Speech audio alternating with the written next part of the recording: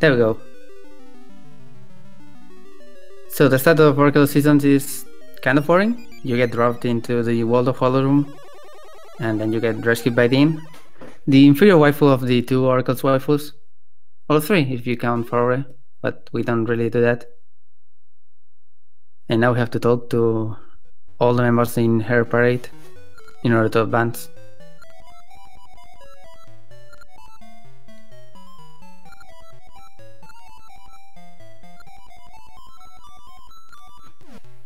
Our prize for talking to everybody is an awkward dance by Link.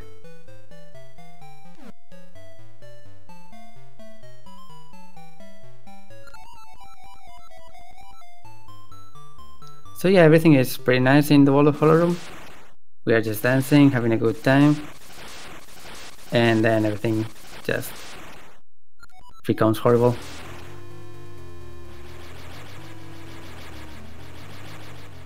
A tornado is gonna fly in into the scene.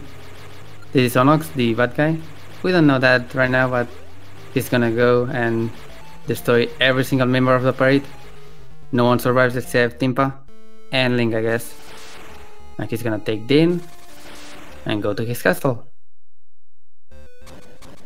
Because Din is the Oracle of Seasons, as the name of the game implies.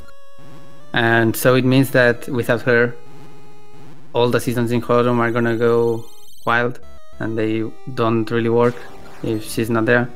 So Onox is gonna imprison her,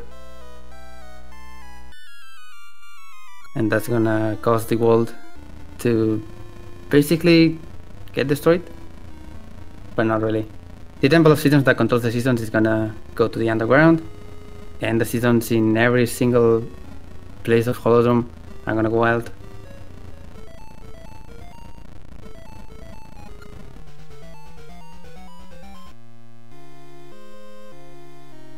And so in this beautiful morning for the USA, but beautiful, I suppose, afternoon for the European boys, which both of these are, we can begin our adventure.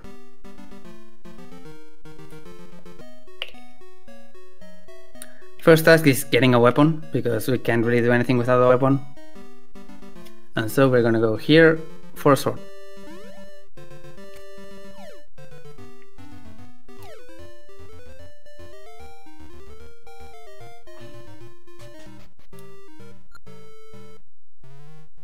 We enter Hero's Cave. This is a mini dungeon that works as an introduction to some mechanics, mostly pushing blocks and getting chests. It's not that big of a deal, it's basically a minute. And so they are gonna go here, push a button, and get a key. And they are gonna save warp. Save warping in this game is really good. The best way to do it is opening the 7-quad menu by pressing start and select, then choosing the second option, which is save and continue, and then start resetting the game by pressing A, B, start and select. It's really good to go back to the entrance of the dungeon. It saves a lot of backtracking in many dungeons. It even saves some keys sometimes. And so we have the sword.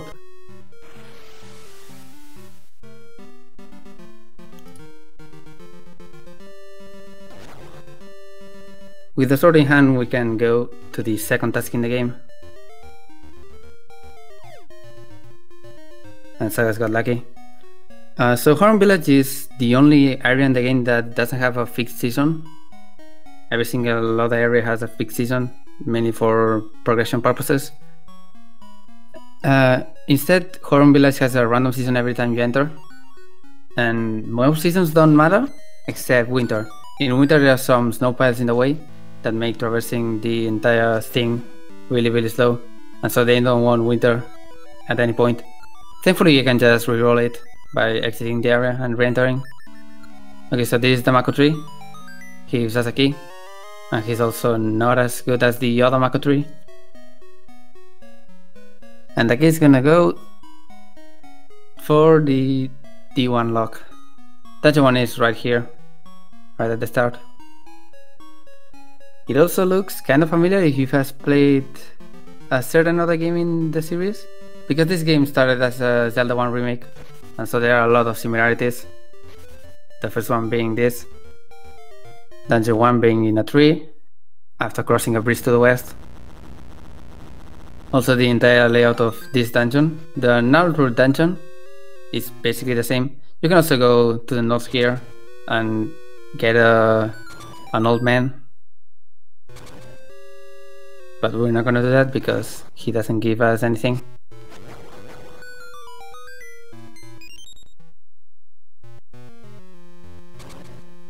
First main difference that is gonna come up here is that Sagaz is gonna kill a lot of enemies. This is mostly to get Maple later. Maple is an NPC that appears in some screens and you can bump into her, and that gives you a lot of possible treasures, which includes rings, potions, and various other drops like rupees or bombs or seeds. It's important that Sagaz gets Maple on the first screen to the right of Dungeon 1 for a specific thing that he has to do. Linky doesn't appear to be doing it. The only real way to get Maple in that screen is killing all those blobs because they count as 2 kills. Otherwise you have to kill basically everything in the dungeon.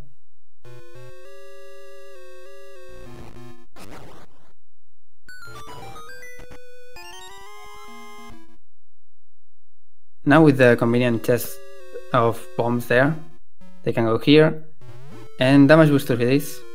You need at least a heart and a half, or technically 2 hearts to survive this, and then you get a free health refill here. Except Sagaz didn't get it, unlucky. This is the Gorilla Brothers. You can just wail on one of them, and that works. Oh, Linky also getting trolled by the fairy. Hopefully he doesn't die here. Sagaz got a really clean fight, but this can go south really quickly. Okay, pretty nice for Link as well. And now they're gonna get the dungeon item, which is the satchel with ember seeds. Use the mine equip the bombs on the screen transition. Unequipping or equipping technically, opening the menu, either way. Doing that on screen transitions that have a fade out makes it a little faster because you can skip the fade out. And also having a completely void slot makes it so the item equips automatically to your hand. So that's useful. And so I guess the big key. And now he's gonna hard reset. So RNG in the Yorkos games is predictable. When you hard reset, it resets to a complete void seed. Every frame in the intro makes it so it advances once. Screen transitions advance it 256 times, and some other things like enemy movement and sword slashes advance it as well. So if you're good enough, you can just use sword slashes to get a specific RNG seed.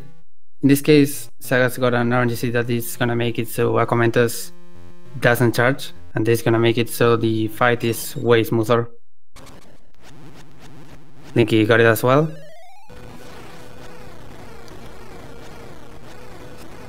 Looks like it. Yeah, looks like it. And now both are gonna try to carry this RNG all the way through Dungeon 2. But first, Sagaz is gonna use this specific RNG seed to go to Maple here and get a specific ring. This is gonna give Linky a little head start. He's gonna be ahead for a little while, because this takes a little while to do. So Sagaz is gonna bump into that. Hold out the sword so he gets as many items as possible as fast enough, because clearing the Maple items makes her go away faster. And he got a potion and a ring. The potion is mostly for safety. It works like a fairy, but you can only have one every time.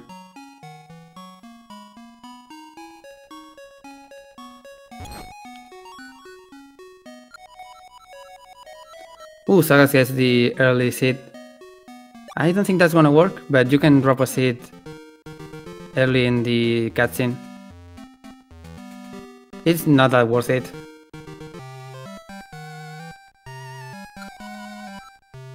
And now we go into Rosa. Rosa is a really shy girl, so she's gonna try to catch any stalkers. Just continue going. Both are still on RNG manip, so they're gonna do very specific source slices to make it so the Rosa patterns are the fastest possible. They both know that, so they can just stay on the border to the next screen and hold up. Sagaz is not gonna need to get any extra rupees because he now has 20. But Link is gonna burn this sign as well and get another 5 rupees.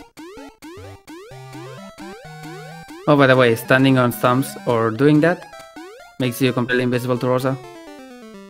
So that's nice. And now we can go into Subursha. Interesting bomb by Sagaz.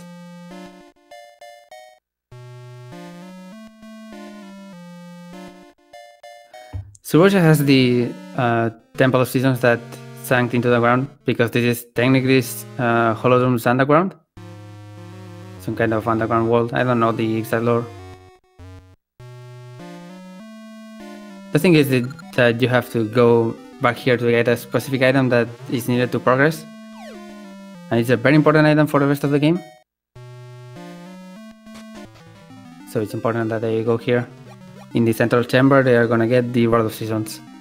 The Rod of Seasons works like the sword, except it doesn't do damage. It just pushes enemies away, but the arc and everything is basically the same. And it has another purpose. But to actually use that purpose, you have to get the seasons as items. Technically they are spirits, they are not items that you can select. They just get added to your rod. But they are in the 4 towers in this temple, and the only one that we can access right now is this one. You are supposed to do Subversion Dancing and get the boomerang here, but you can just throw a bomb and that works.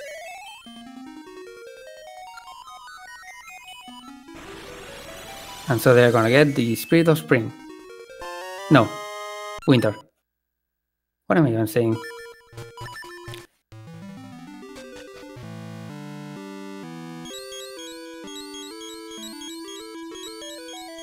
And just a little annoying cutscene with the Mako tree telling us that now that we have winter we can go places.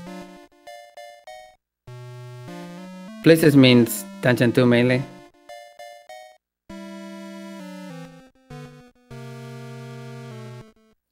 And so they're gonna backtrack and get to the same portal because it's the only way to exit this place right now.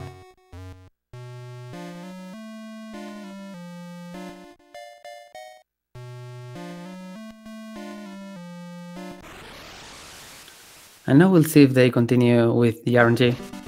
They're gonna try to listen for specific source slices in this screen.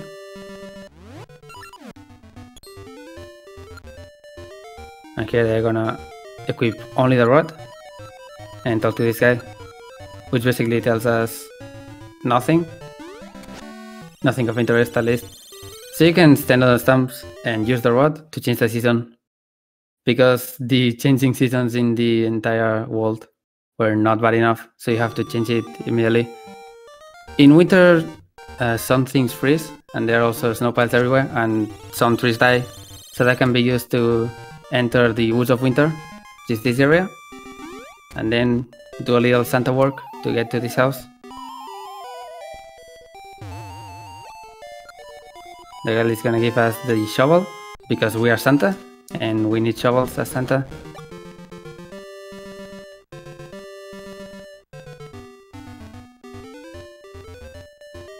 And now, thanks to having the RNG manip still active, they can go through this without taking any hit, which is pretty nice. And they're gonna go here, get Mr. Seeds, which don't have any real uses right now. They are needed for one thing, so it's needed to get. And this is Dungeon 2, Snakes Remains. I don't know which snake this is. There are some snakes in this dungeon, but there isn't really one specific snake to look out for. And so with the RNG still active, they're gonna do really specific strats. And the purpose of doing everything in this RNG manip is getting to the bracelet room, which is coming up, and getting perfect RNG there. And I guess this room as well. You have to push the hard cards. So perfect pattern.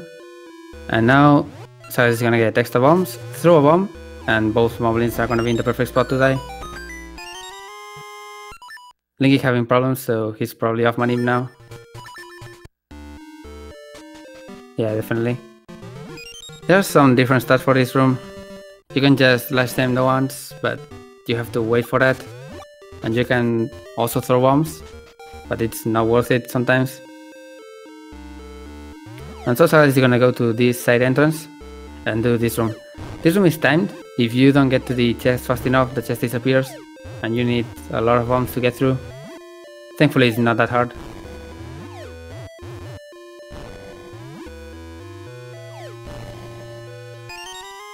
And now he's gonna save warp to get to the dungeon entrance.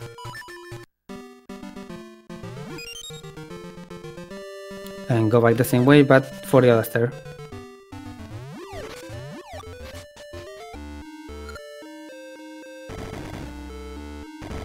To move these rolling things, you have to hold the bracelet. And so you want to have these specific whips all the way through this. But the keys sometimes are jerks. The keys in this game are the worst. So you want to have the sword sometimes to kill them. Thankfully Sagaz got through that. I can continue through.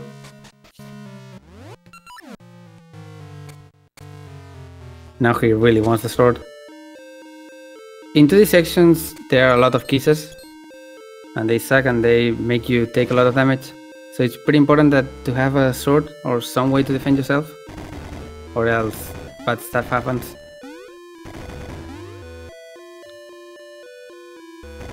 And now Sagaz is closing on the Dungeon 2 mini-boss. He's a familiar mini-boss, but we're not gonna see him, so just taking my word for it, it's Facade. In the JP version, for some reason, the hitbox for Facade is still there, even though he's not there. So you can just bomb the center of the room with 5 bombs, and then spawn him for daunting, and then he's dead.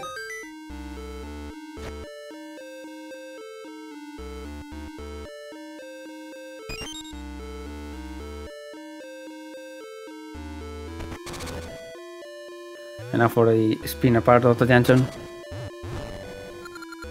Oh, the bomb missing for some reason. That was weird. Good hitbox. Spinners are really Oracle things in which you have to enter them from one side in order to make them rotate to the other side, and then you have to go all the way around. So doing that with the bomb is technically not necessary. You can just go around, but it's a little faster. Now he has the boss key. I can go to the aforementioned spinner to go down. Down into the Dungeon 2 boss, which is another Zelda 1 boss. Except this one functions very differently. The dongle. You have to throw a bomb and then throw him in the pit. Oh, that's an unfortunate thing for Sagaz. Barely missed the spikes there. You have to hit the dongle 4 times like that, so that's gonna make it so the fight is a little slower. Also, after the second hit, he's gonna start charging.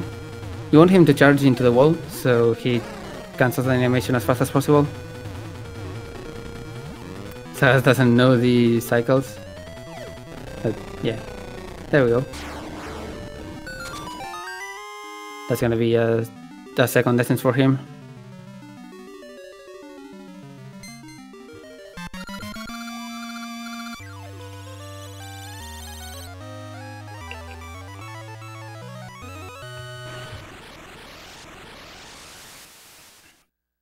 Now, it is said by the unfaithful of the not wanting to go fast church that you can get an extra ring here, but Sagaz is not about that because he's fast. I don't know if Link is gonna get it. We'll see. There are many rings in this game and some have really nice effects. Sagaz got one specific ring with Maple that he's gonna go get right now. The first ring is always free to appraise, so as long as you have a ring before getting to the ring shop, you can appraise one ring for free, and that's pretty nice. Doesn't look like Link is getting the hard ring, so whoops.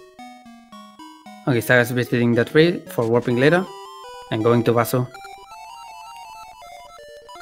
He's gonna praise the level 2 power ring, which makes it so he has +2 damage flat, and that's pretty nice for many fights, but also makes him take half a heart of damage for every hit, half a heart of extra damage, that is.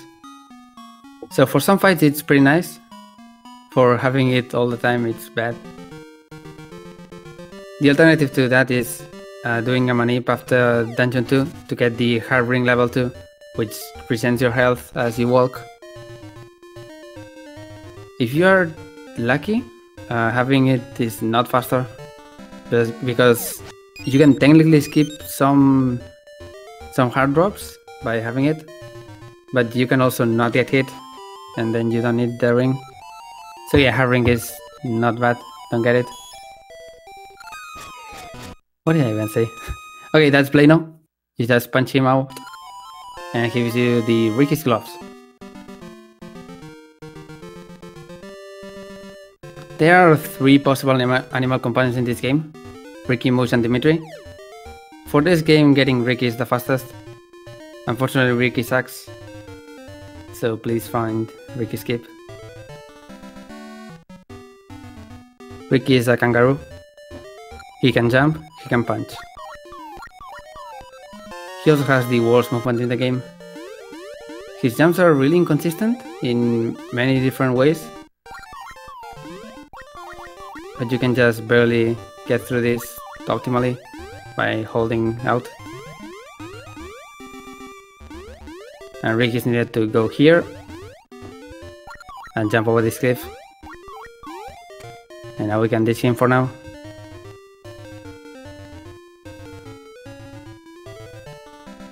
And finally, we can go fast. Sagaz just got the Pegasus seeds.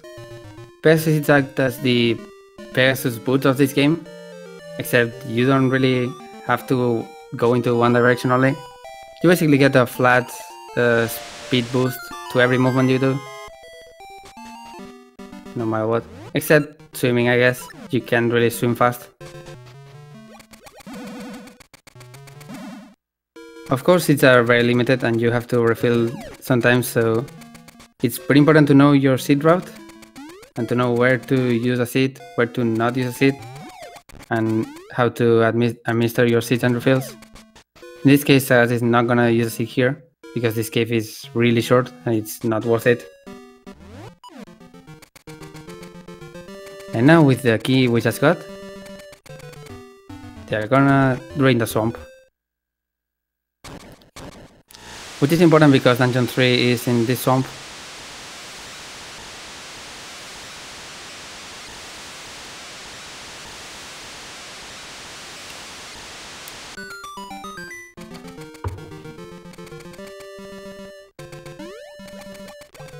To enter Dungeon 3 you have to climb some vines that are not there. So instead, they are gonna have to do a little, not backtracking, but I guess going out of the way, which is going down here and calling Ricky.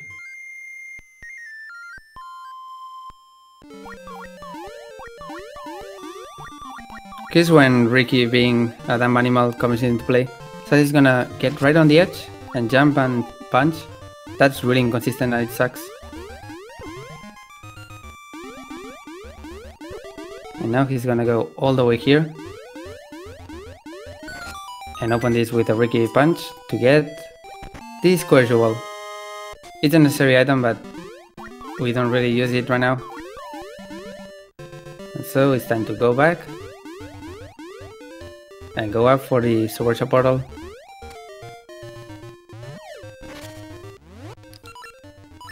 Coming up is one of the kind of important RNG parts of the game. Linky struggling a little bit with Ricky. There are 4 different spots in this beach that can have the star ore that we need. They are very specific dig spots, and Sagaz gets third try, which is acceptable.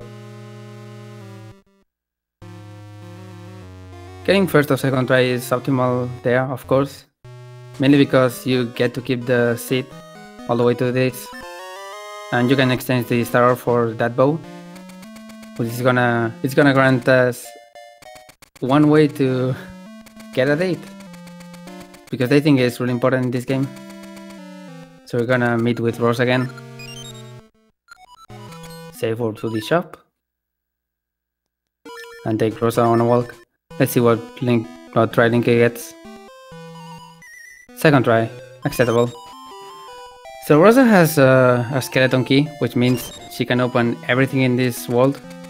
Everything meaning 4 doors that are locked. One of them leads us to the Spirit of Summer, so she's important. This form of speed dating is actually necessary.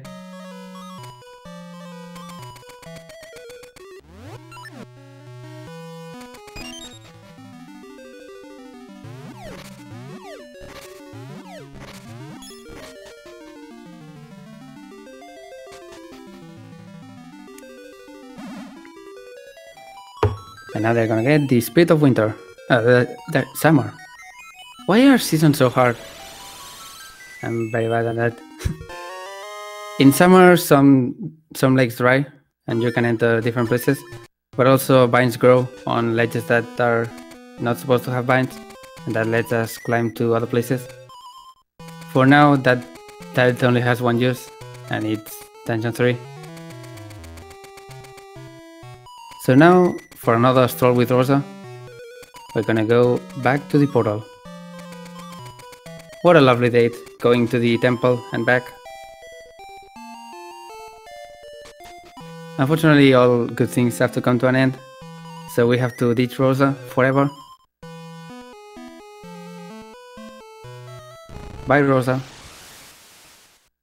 You can technically go back and get Rosa again, but she only has one other use, which is getting a ring in some place in Subversion. So we're not gonna go back for that. I think it's the Subversion ring in this case, which is a ring that makes the Link have a Subversion sprite, but he can really use any items, so it's not worth it. And now Sagaz is gonna go to Dungeon 3. Dungeon 3 features the beetles, spike beetles. You are supposed to have a shield for that, but we don't really have that.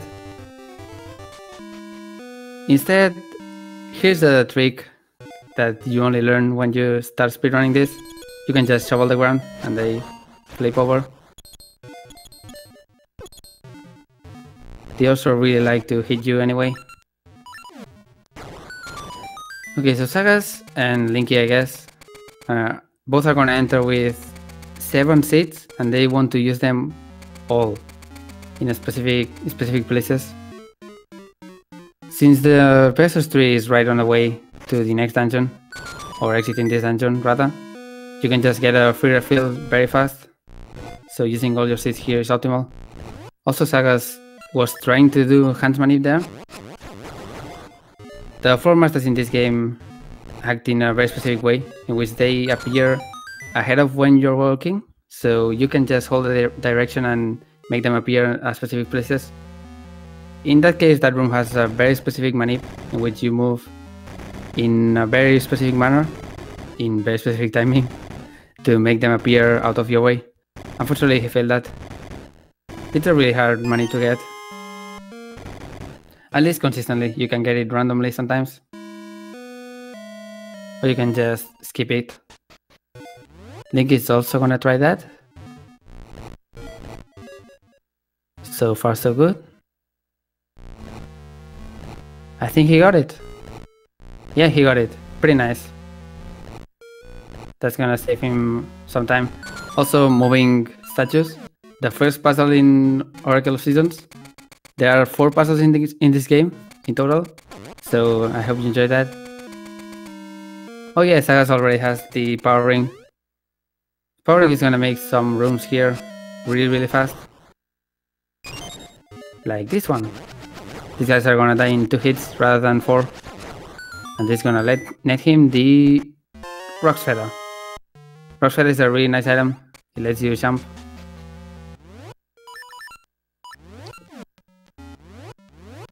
Also, you're supposed to only have the ability to jump 1 tile. You can just barely jump 2 tiles by doing it in between 2 tiles. And you can also use this to extend your jump to 2 tiles normally and 3 tiles sometimes.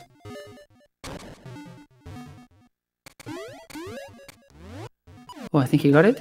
Nice! That's a frame perfect strat. When you land on the swamp, he starts going down immediately. But if you pause on the specific frame, you can just buffer a jump and get to the other side without waiting. I think he's gonna get his own feather while Sagaz pushes the trampoline. Trampolines are weird. I don't know why they exist in this game, but guys like to have fun. It basically just suits you up 1 floor, so you put it in a very specific spot, which is conveniently marked, and you just go. And now Sagaz is gonna make the return trip. And he's gonna get another go at Hans Manip. Meanwhile, Link is taking it slower, which is understandable. This 2D room is kind of bad with all these kisses. Okay, let's see. Can Sagaz get it?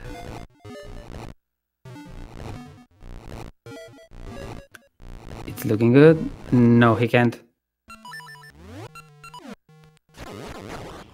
Unfortunate. Either way, he's gonna go to the dungeon mid-boss of Moai. This is when the power ring level 2 comes into play. Because Link is gonna need 4 hits on these guys, but Sagaz is only gonna need 1. No, 2. Never mind. The start for it is just lifting them up. And when they are out of the water, you can just hold the sword and then hit them again. Pretty amazing fight. And the last part of the dungeon after the mid-boss is just going all the way left, getting the boss key, and then going to the boss. Let's see if Linky gets Hans Manip a second time.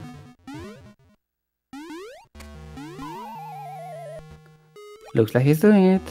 He got it. What a god.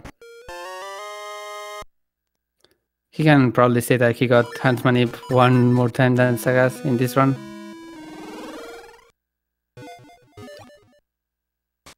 Okay, and Sagaz is gonna use his last hit here and go to the boss of the dungeon.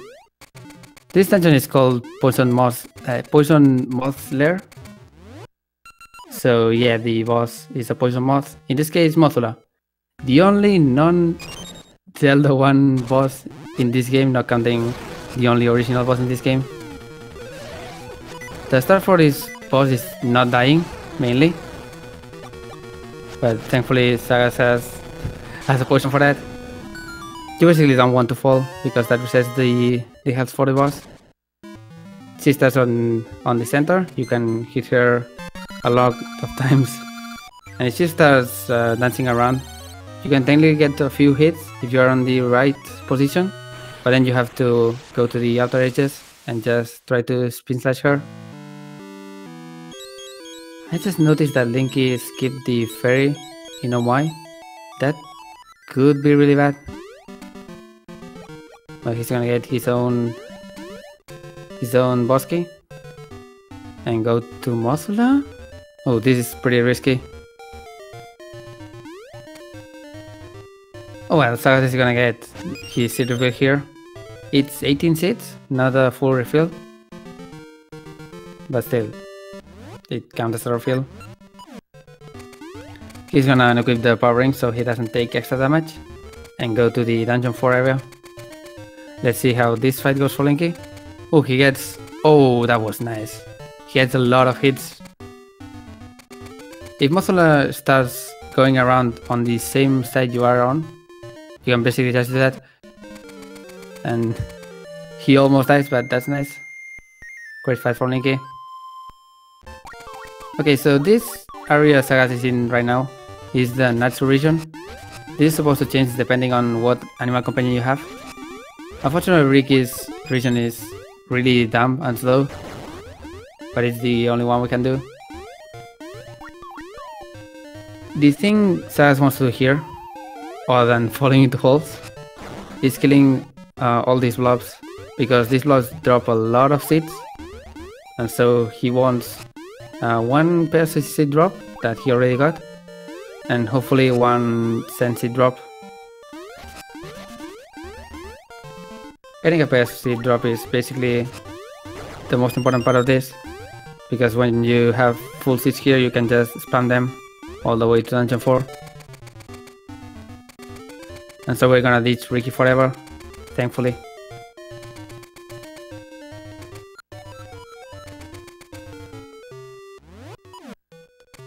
This is Sunken City. Sunken City has 3 good things that we have to get. The first one is here, and it's Gale Seeds. Gale Seeds are really nice. They let you warp to other trees that you have visited. So of course they are very important for our movement. And the other thing is Dimitri. Dimitri is getting bullied by kids. So in order for them to not bully him anymore, we're gonna give them all of our bombs. Because giving bombs to a kid is obviously the best way to get a friend. Nothing bad's gonna happen from that. Dimitri can swim, and he can swim up waterfalls. So that lets us go here and solve this puzzle. You're supposed to line them up and then do speed slash to get all of them, but you can just do that. That gives you the Master's Plaque. And now we can go next door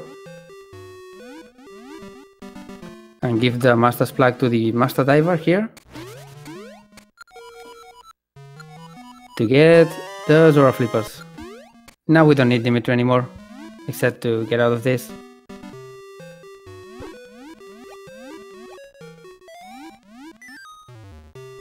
The Zora Flippers let us swim and also do that.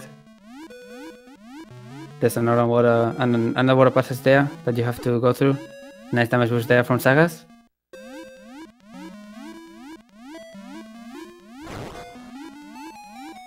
And this leads up to Mount Kuko, the dungeon 4 area.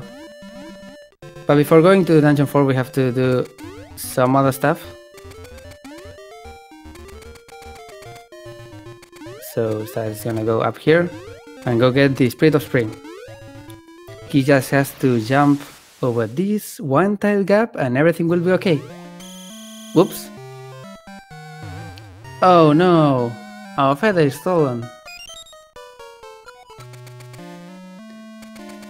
And instead, Sagaz is gonna get the full sword, which is the best item in the game. It's basically as strong as the Master Sword, which is a linked item. So it kills a lot of stuff in one hit. Unfortunately, you can't really kill anything here because there's nothing to kill except these guys. In order to recover the feather that we need, we have to play hide and seek with these two guys, blue and red. This is a really long Goddess color, and the only thing you can really do here to entertain yourself is dig. But digging is not ideal because you can get fire pillars, like the one we already saw, and fire pillars are very bad. But yeah, these guys are predictable, they always do the same thing. You just have to stand on the specific spots at the specific time, and you never get caught. They are also super blind, You can abuse many spots in this game to not get caught. You can basically just stand on the right of the apple tree here, and they will never spot you.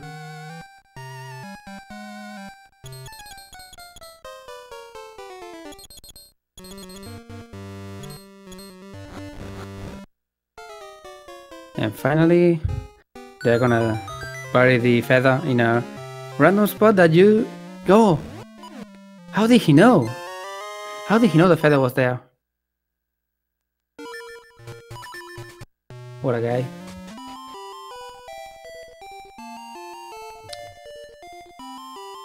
Whatever. With the feather in hand, we can go back here, go to the right, and go grab the Spirit of Spring.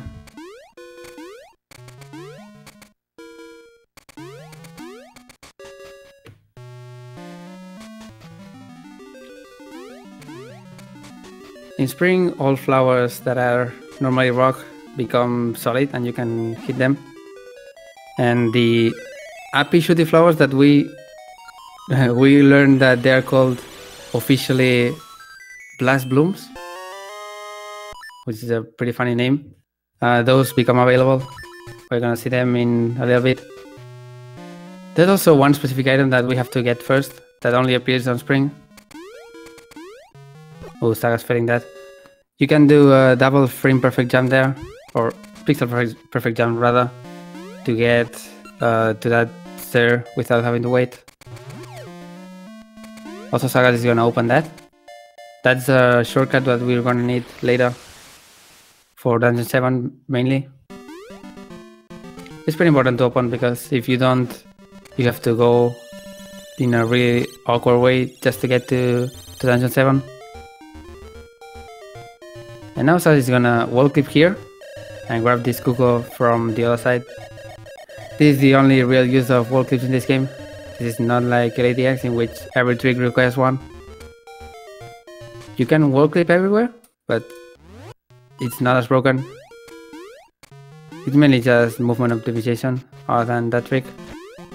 And Sagaz is gonna get the spring banana, the most important item in the game, because it lets you talk to Mush.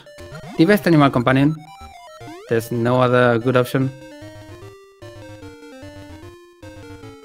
He's gonna ride Mush all the way through here and get on the blast bloom to go up to a cave.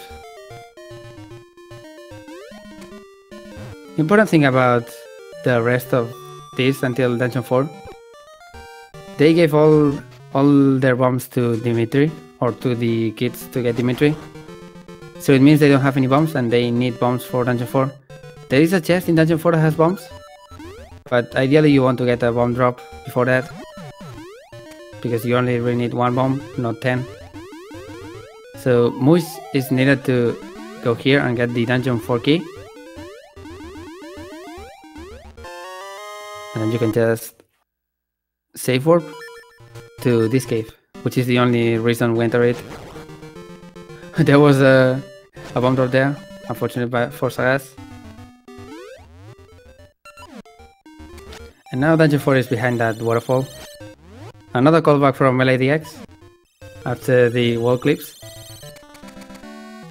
So in order to get to the dungeon you have to make that waterfall stop. And for that you have to go all the way around to this cave.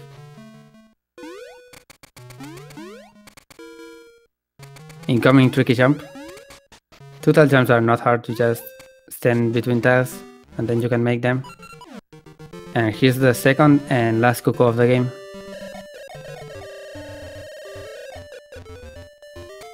All of this to reach this and open Dungeon 4. I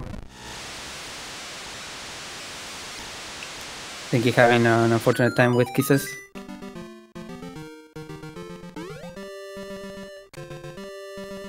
Okay, and to enter Dungeon 4, we need Summer. Oh, Sagaz is not gonna get the free hearts there. That's interesting. Going for risky strats. Okay, and he needs to get this chest because he didn't get any bombs.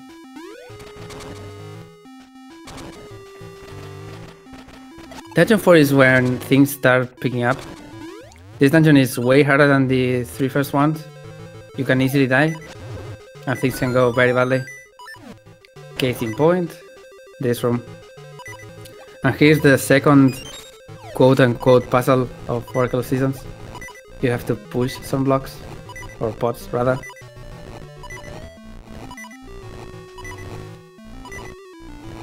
The hardest puzzle of my life.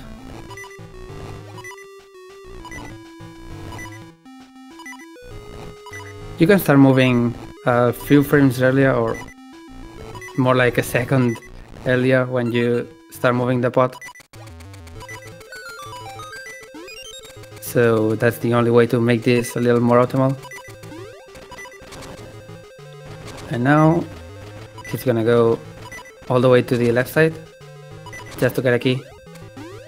He's also about to die, and that's not great. If only he had 3 free hearts before the dungeon to get, rather than entering this dungeon on 2 hearts. Imagine. If he gets really unlucky, he's gonna get hit by a keys here and die. Yep. That's gonna be a small time loss for him. He still has the advantage on Linky, but why wouldn't you get the free health? Come on.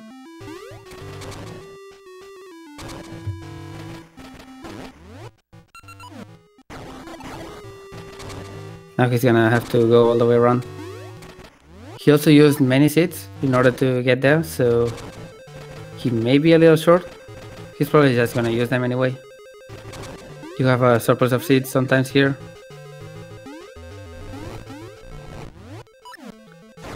The problem with not using a seed here is that you have to kill those guys instead of avoiding them. Linky is also in dungeon 4. And apparently he got a bomb drop, so that's nice. He's gonna save a little more time here as well. Okay, Sagaz. Going to this. I don't know what that was, but sure. Oh, he's trying to do a buffer stuff for this. We got this one. Shoutouts to Mega Man, and shoutouts to Capcom, who developed this game, not Nintendo.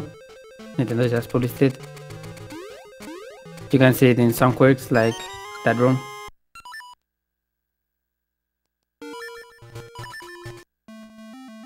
Okay, now it's time to go to the right side of the entire dungeon.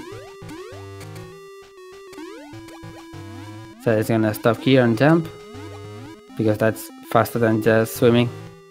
And here's a kind of tricky jump. You just hold up and left, it's not that hard.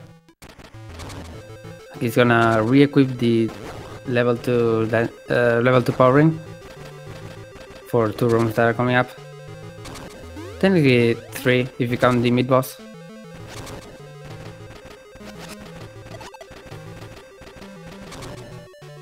There's a small key here.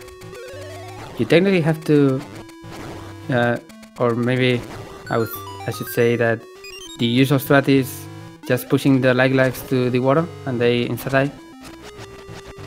But it's not the case here. Also, Link is about to die. He has to take it really carefully with this room. Okay, good thing about using all of the seeds here is that there are free seeds here. So now he has enough seeds to go through the rest of the dungeon. Meanwhile, Linky is not gonna risk the jumps there, and he's gonna fall down and death warp. This is a wise move. Rather than safe warping, you can death warp. It's a little slower, but it gives you 3 hearts, so sometimes health is more important.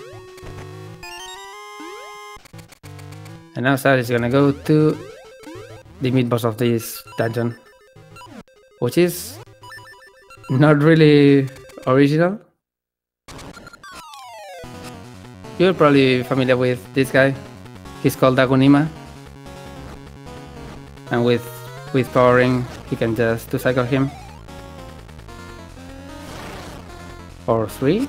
I'm not familiar with that apparently. Either way, he's supposed to die in 4 cycles, but he can die in just 3.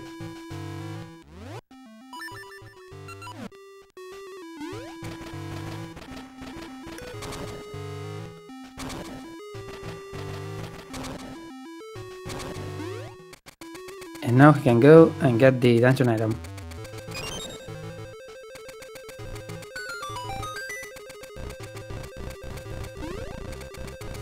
The dungeon item in this case is the slingshot.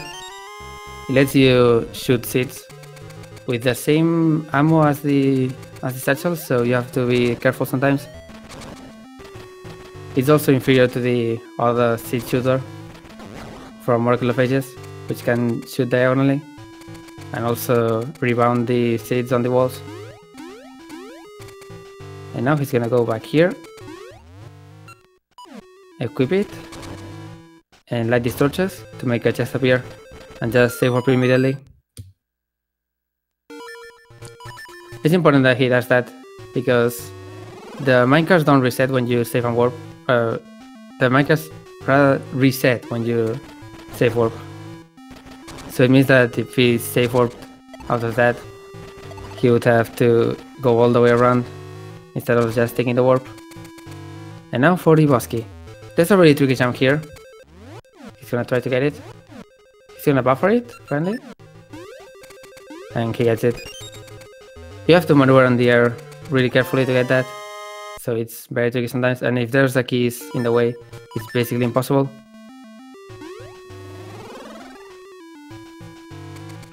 And now for the last key. A key that a lot of people forget. But it's here. And that's all the keys you need to complete the dungeon. I don't know if that's faster, but sure. I trust Sagaz.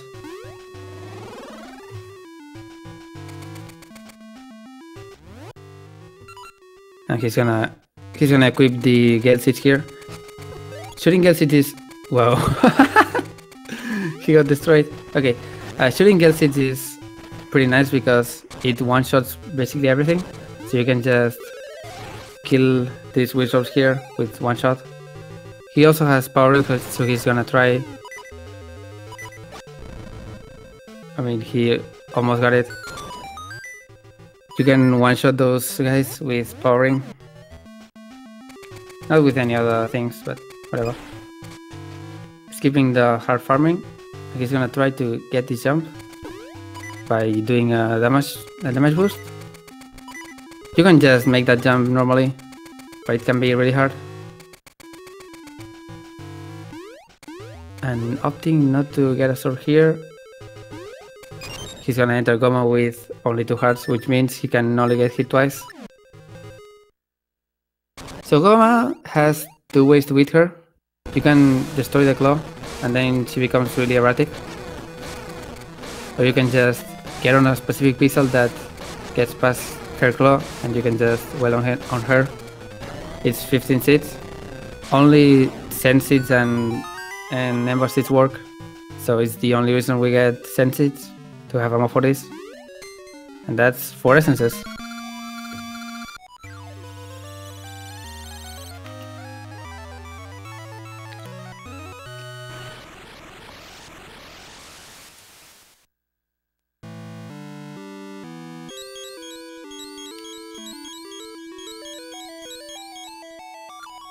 Before going to the next dungeon, Sagaz is gonna go here and dive here for a secret spot. Also keep Gale Seeds to use them for the first time after this. This spot is pretty important because going back here is not worth it. Oh, Linky dying there, getting really unfortunate. Not having a sword out, which is a normal strat there. But yeah, the pyramid jewel is there and you need it, so forgetting it is not ideal. So it's gonna get some ecstasies here and warp here. This is the tree closest to dungeon 5.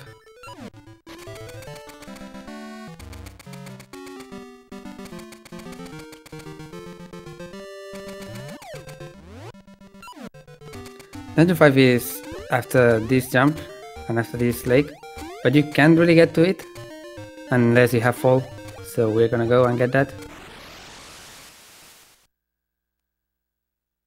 Linky not risking it, just using the slingshot. Here's the furnace area of the game of Suburbia. There's a lot of cool jumps here. And all of this is to get the flower bomb. Save warp to the portal. And now with the flower bomb we can open the way to the fall tower.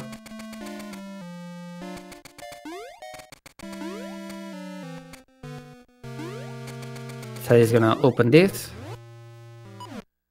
You can technically make that jump without moving that crystal, but it's really hard. Linking Goma now. He has a lot more health, but he also failed some specific shots. Still gets it without much problem. Okay, so this the use for the flower bomb. You give it to these guys, and they open the fall tower for you.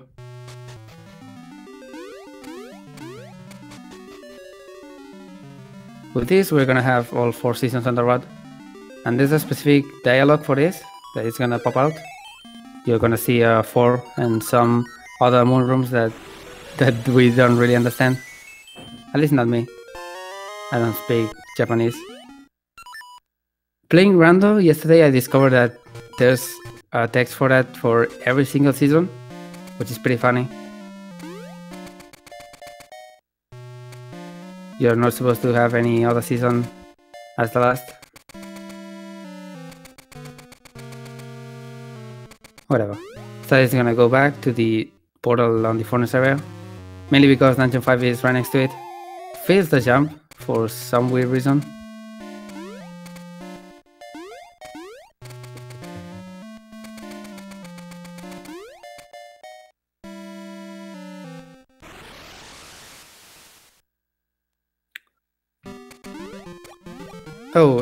I didn't explain fall.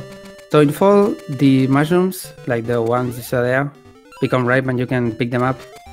So they are not an obstacle anymore. And also some holes become black with leaves, but that's not gonna be used in any way in the speedrun. Fall is basically only to get this. You can only have one lifted up mushroom at the same time, so you can just throw one off screen and make it a little faster.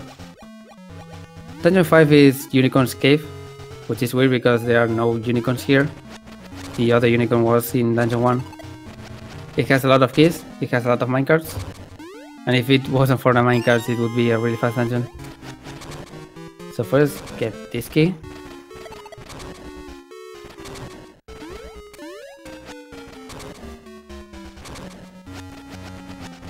And go here to the underground section to go right to the dungeon item, which is one of the best items in the game and one of the most fun items to use in all of Zelda.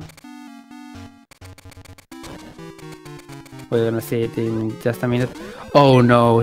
Oh, that sucks! Oh, you can just damage boost to that. But I don't know why that didn't work. You basically just jump at a specific time and hold left, but Sagaz didn't go far enough. That's unfortunate. That's a second death for him. This is gonna give Linky some possibility to catch up. So Sagaz is really low again. This game is ruthless with your health. You're gonna take a lot of hits, and you basically have no invincibility frames. So sometimes you're gonna get hit for 2 hearts by many enemies. Another death. The pighats in the way in that place are a really common thing. Sagaz having a really rough time in Dungeon 5.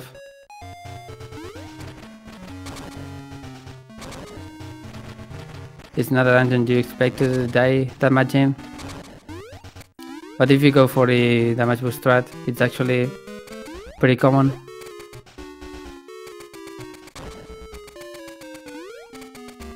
Yeah, he's gonna take it slow this time. Don't wanna risk another death.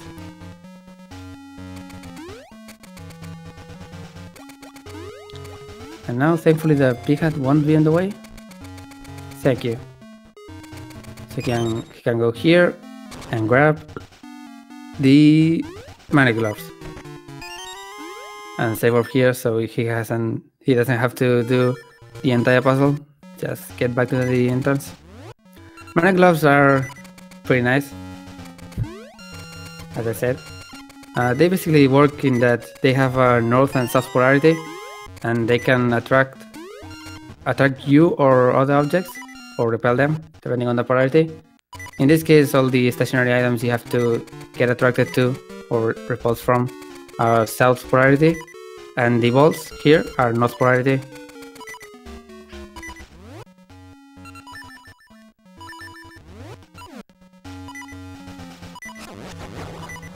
Equipping the power ring again, just to kill those guys fast.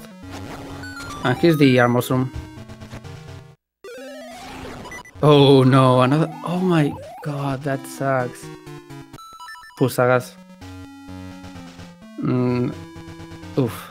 I think he's gonna save a lot of time here by getting this glove earlier, or without any stupid deaths. That's very unfortunate. Oh no, oh, okay. It came back. Very good. Oh, did this freeze? Oh no. Well, as I was saying, the armor room works in a very specific way. You have to kill all 4 armors in a specific order and remember it. And then open the chests that are gonna appear in that specific order. Sagaz gets 1 seed drop, which is redemption at this point. Oh, that was a double kill. That's gonna be hard. Okay, he gets it. If you don't get the specific order, every chest turns into anti-phase, and you have to exit the room and try again. Okay, now Sagaz finally has that key and can go and recollect some extra keys.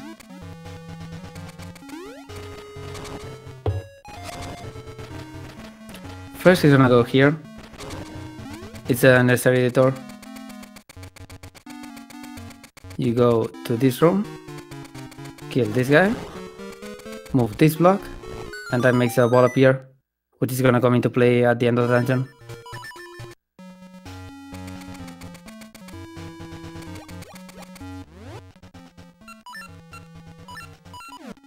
I think he's having a lot of problems with the armors.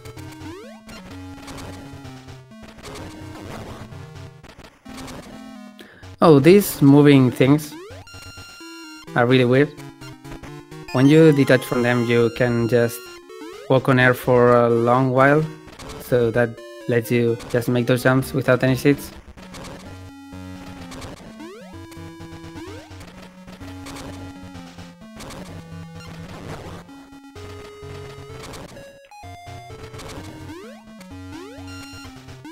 And now use the gloves here. Get 1 extra key, which is gonna be the last key except for the boss key. And then Sagaz can go to Zygar. A fight that is somewhat RNG based, but with this power ring you can just basically 2-shot him.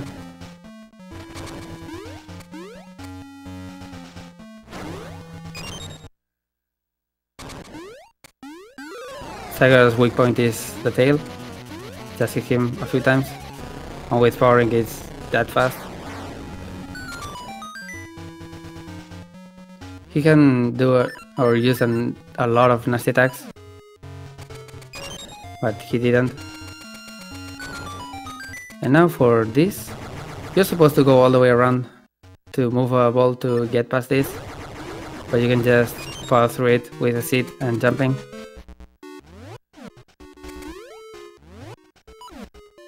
And here, he's gonna jump down, failing the fast start, but that's okay.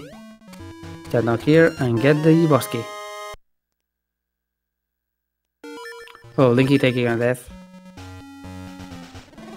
He was on half a heart for quite a while, so that's not a surprise, but it's also quite unfortunate. Both runners are dying a lot in this dungeon.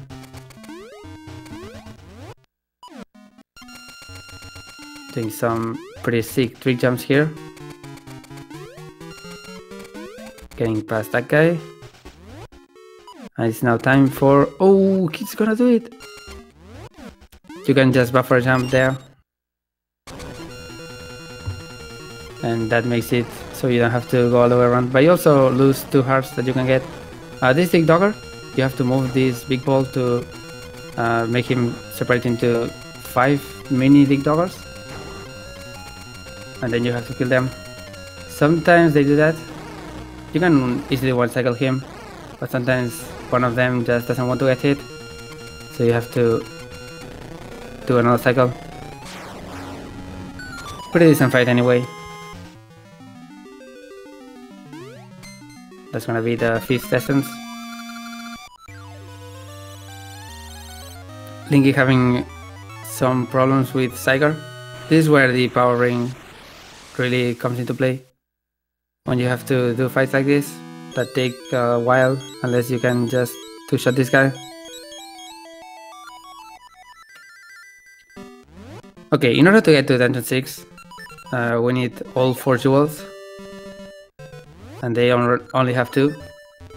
So first order of business is getting those. So it's gonna go here. Forgets one of the seeds, but it shouldn't be a problem. He's just gonna go here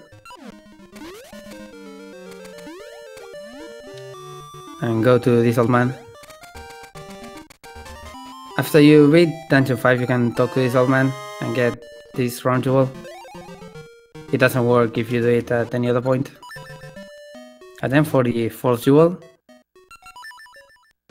it's time to go and beat the hardest boss in the game.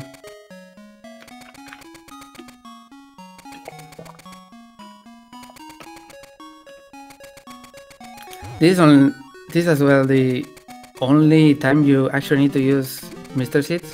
Mr. Seeds have a random effect when you shoot them from all the other 4 seeds.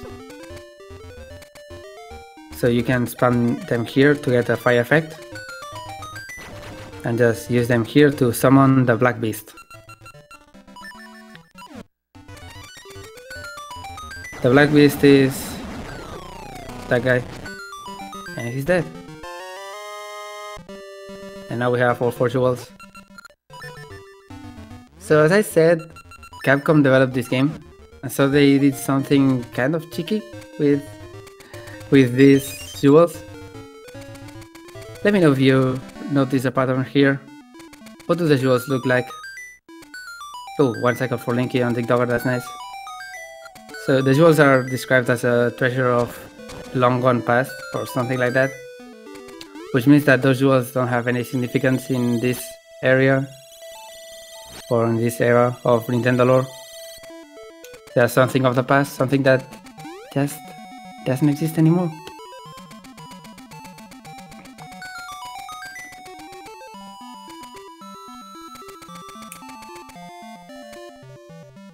Okay, so Town Ruins. Other than having one of the best tracks in the game, by far, you have to use basically all 4 seasons here. First you use summer to get there, move that statue, move this other one with winter, then you change to fall, and go up. That Ruins also has the level 2 sword, and funny thing, there's a trade sequence that tells you how to get the level 2 sword, rather than letting you get it. You're supposed to trade a lot of things until you get a phonograph, and then you play it to a Deku, and he says how to get to the level 2 sword, the noble sword. So if you just know how to get to that, which is going from the coldest to hottest season and just going left, you can grab the sword for free. With Power Ring, it's technically slow to get it by barely any second, but whatever. And now to get to Dungeon 6, you do the same order of seasons, but going from the left, then down, then right, then up. The normal sword is pretty nice to get because not only it does more damage, 1 more damage technically, so count it as double damage. It can also break pots without having to have the bracelet equipped, and that's gonna come into play in many places, making some rooms really fast.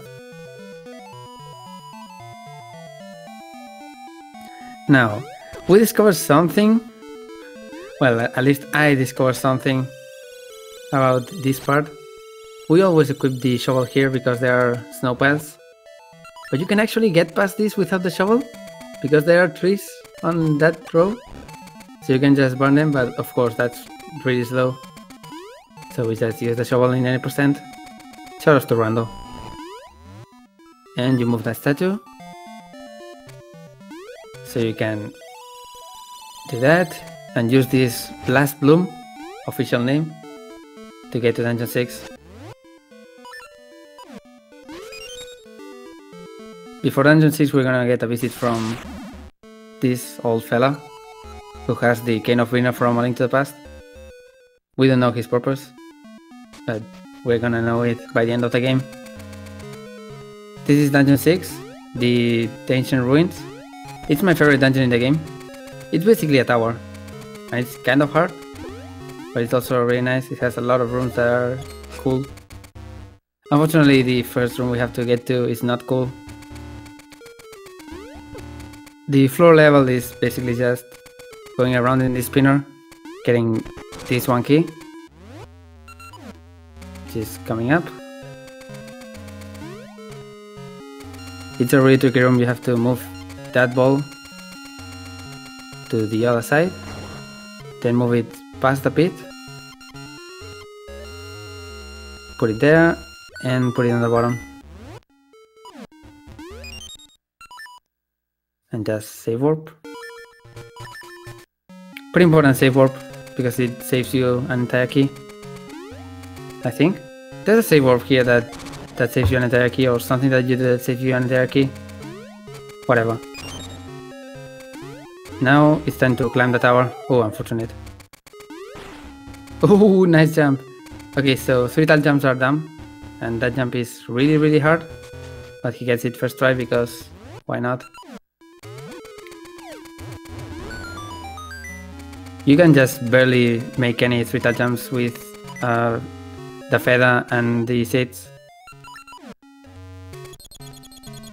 Now he's gonna use the shovel just to kill these guys, so he has free reign here.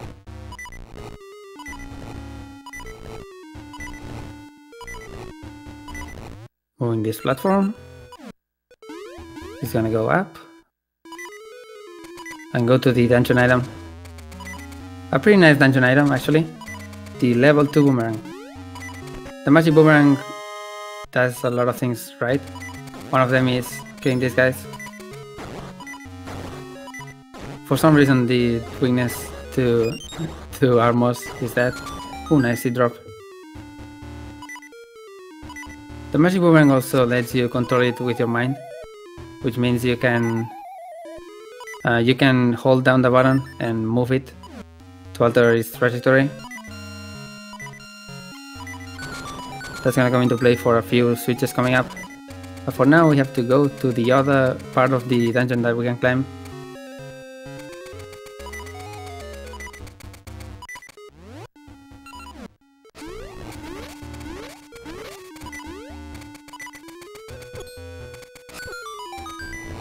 Oh, Sagaz, please don't die again. Okay, first use of this boomerang. Hitting that. You can't hit it around the corner, so you just have to do that. Same for this one. Please don't die, Sagaz. I beg of you. Okay, he's gonna go safe, get this fairy, because if you boomerang the anti-fairies you get a free fairy. And he's gonna use a seed here. Hopefully he doesn't fall down, because falling down in this part with press seed is quite normal. He gets it. What a gamer god.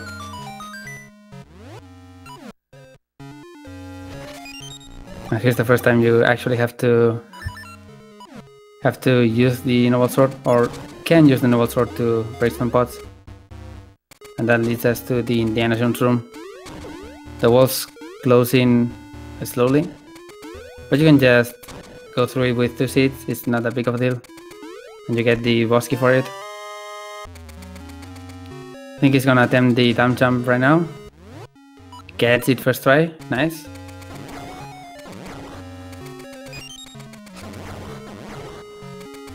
And can, in this room, just kill all those guys and move that block. Fall down here to get an extra key. And then we can go to the Dambas mid-boss of the game. At least the Dambas mid-boss we do in this run. There's another worse one that we skip.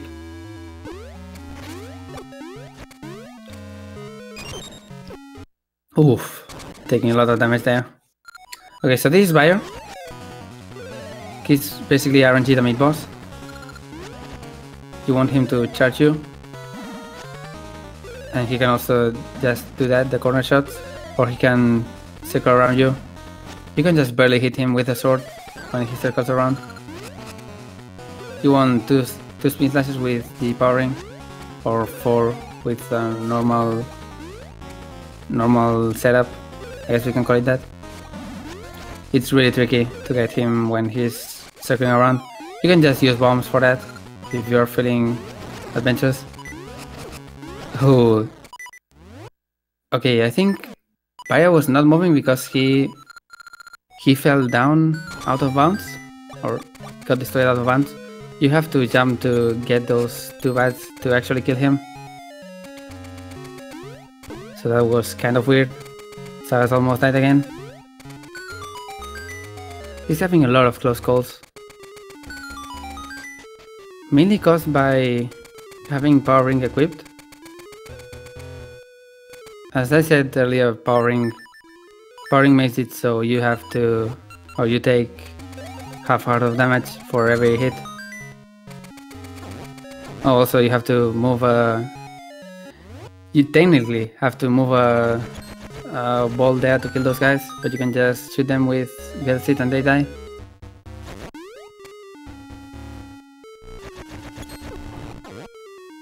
And now move this trampoline to this specific place, jump on it, get this switch, and now we can go to the boss of this dungeon, another Zelda 1 boss, Manhandler. Probably the hardest boss in the game, at least for me. It has 4 heads, and each head has 3 hits with the boomerang to kill. So what you want to do is have them all at the same health, because every head you destroy makes it so it moves faster. And this can be really awkward because heads only really open when you are on the opposite side. So, oh my god, you got chased to the ends of the earth. I'm so sorry, Sagaz. Yeah, sometimes the heads that just don't really want to work with you, and sometimes Manhandler can just hack you, and that happens. That's not a death for Sagaz. Despite all of that, he's still very much ahead. But he's not gonna be happy about this. Oh yeah, and this room is 50-50 with the 2 buttons to make the stairs appear. Sagaz got first try, so I didn't even get to commentate on that. Now he's gonna have to go through this room without seats, which is painful.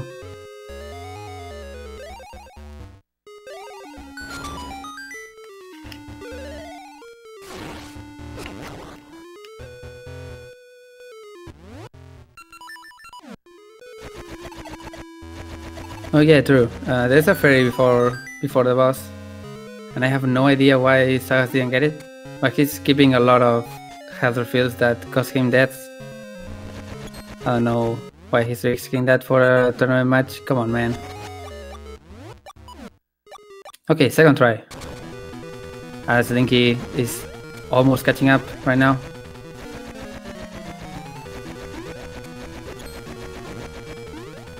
Oh yeah, you normally can't get through the boss with the boomerang, but if you make it go around, releasing it, it can get through it and get as many heads as possible.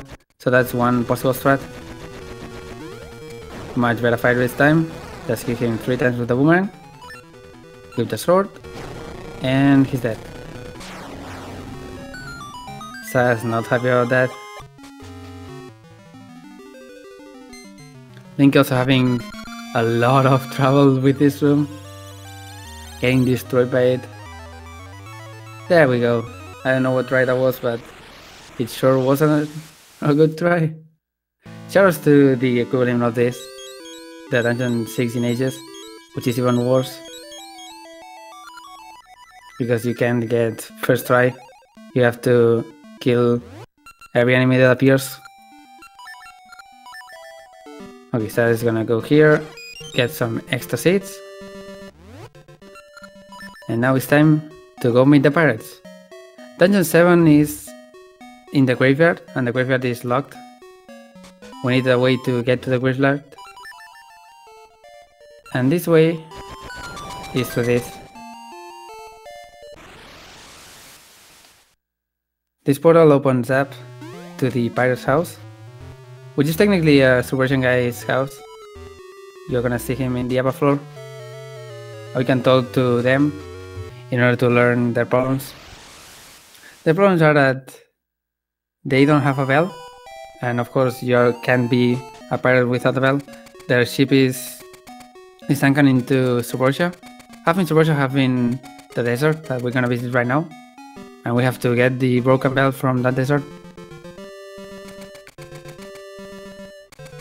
There's a code to enter the desert, and you have to talk to the pirate captain for this guy to go away so you can enter it.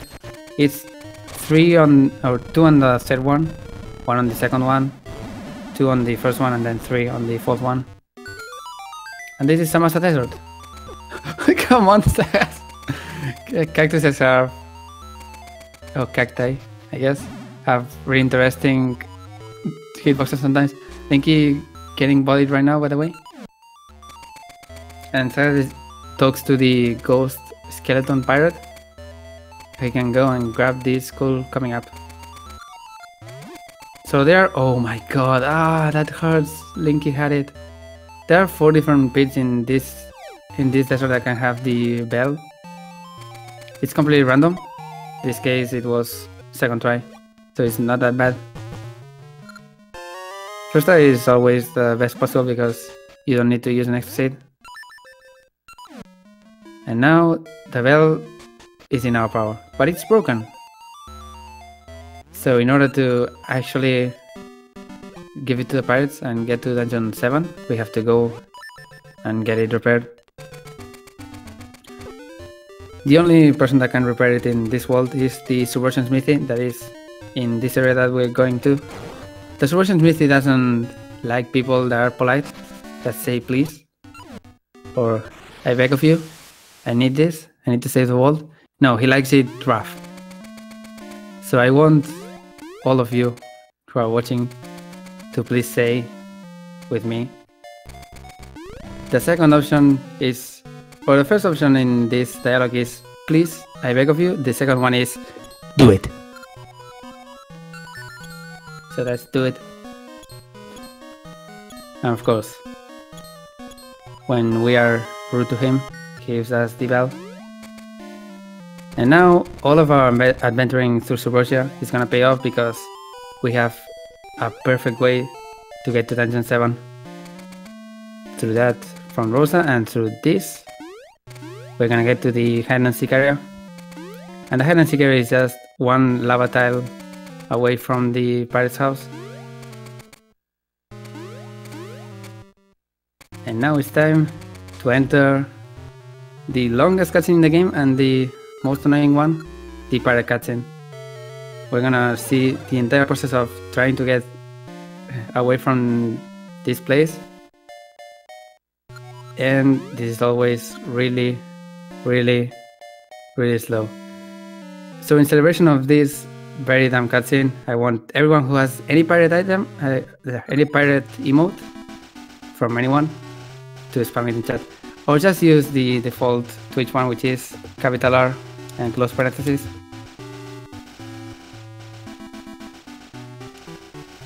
We're gonna see the entire ship go away from Subversia, pop out of the desert, I guess. And then other things are gonna happen. Meanwhile, Link is gonna get Manhandla, like he can progress. So these skeleton pirates are not that good of a pirate. they're gonna get into C and then get seasick automatically. Which doesn't make any sense because they don't have stomachs, technically. They could be skeletons with stomachs, but why would them? I don't know. Case in point, they are all gonna get seasick. Even the captain, which is gonna enter with a dialogue of "Don't be sissies, please, my men are better than this." But he also gets seasick, so whoops. Good example. So in order to stop being seasick, they are gonna park here, which is conveniently in the way to Dungeon 7. Hey, let's just get to Dungeon 7.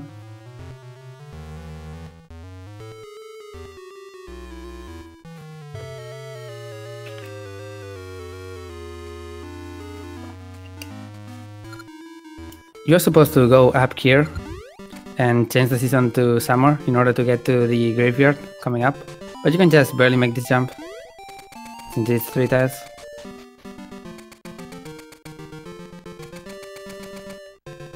And Sagaz is gonna go into Dungeon 7, which features the first skip in the game. Yay! This game is basically glitchless, so skips are pretty nice. Except they are on the end of the run and they are kind of hard. Also, Sagaz did a hard reset there to reset his RNG to try to do a manip all the way through this dungeon. It's kind of hard, so we'll see if he gets it. He really needs a redemption after those dungeon 5 and 6. So the gimmick of this dungeon, I guess we can call it that, are these rooms that have some torches that go out. Those are cursed by opposed sisters that you have to fight in order for the torches not to go out. And when they all go out, you get sent to the first room in the dungeon. But for this one, you can just barely make it into the stairs before the fade out happens. Oh, first time for Linky628. So you can just get these very specific jumps and get into the stairs. First try, easy.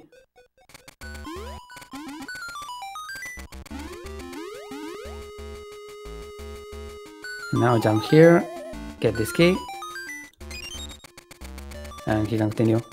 The good thing about getting post key first try right now is that Sagaz is in manip. So this room, which is supposed to have a random statue, and the other ones are normal armors. You can just go to one specific one and just move it. And hopefully he will be able to do this all the way to the end, but apparently not. Kisses are the bane of any RNG manip, because they move RNG every single frame. But yeah, he's through that. Not gonna be an RNG anymore, but he can just do this as normally. Third puzzle in the game. Wow. And here are some jumps that are technically not possible. You are supposed to have the dungeon item for this, but you can just do that. Oh, failing that. These are Magonesu, they go away from you. The best way to kill them is just cornering them there. Now he can go up and jump up to get an extra key. Apparently he's still in manip, which is weird because the keys are supposed to just erase your possibility of any RNG manips. He gets it. He gets a decent RNG at least. Not too far. Oh yeah, and oh, he gets... Really? Did he really get an extra... 2 extra seeds? Is this planned? I hope it's planned. Oh, and Link is also on the pirate cutscene, so... Capital R. And close parentheses. Important. So now Sagaz is gonna go and beat the second post sister. Technically the first. But there's another one that we don't really need to do. And he's gonna be able to one-shot it. Never mind. I'm bad.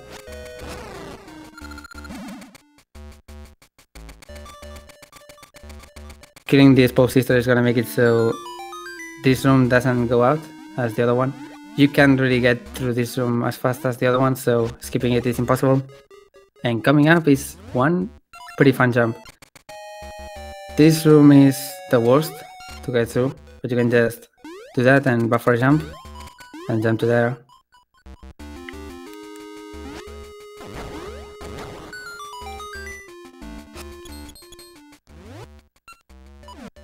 Now he can buffer jump to get there and then get the Rockscape. Rockscape is one of the best items in the game and one of the best items in any Zelda game. It lets you double jump and soar really far. Combined with the best seeds, you can basically go anywhere from this point. I think it's also, it's in Minish Cap and I think FSA, or Four Swords Adventures, for anyone that isn't familiar with that. It's basically not in any other Zelda game. You could technically count Rebellious Gale as a kind of Dropscape, but whatever. It's a really tricky jump. Doing that without a seed is actually very hard, so congrats Sagaz. And here's both post sisters at the same time. They're gonna try to take out the torches, so the start here is just to guard some of them until they die. And pretty nice fight from Sagaz.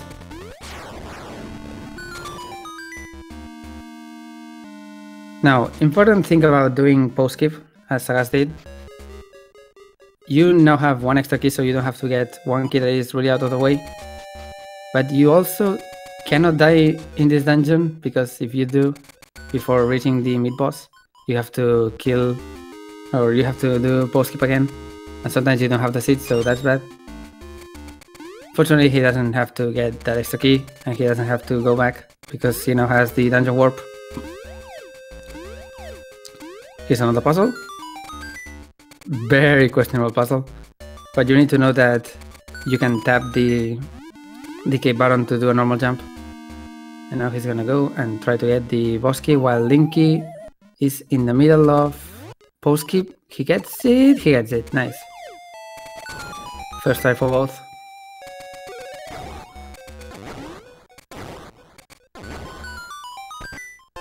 Now Sagaz is gonna get the boss key, safe warp, and use his newly obtained warp to go to the boss of the dungeon, which is another Zelda 1 boss, the one we are missing.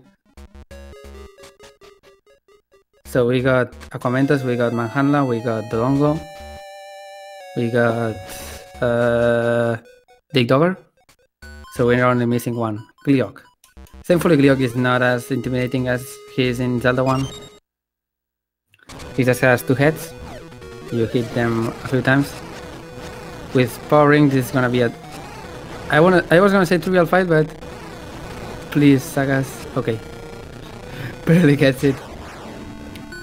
So when you kill the heads, the body becomes sentient, and he can stomp to stun you, but you can just jump that. And if you do that, you can just wheel on him, and he dies. Another really close call for Sagaz, but he gets it. 7 seconds.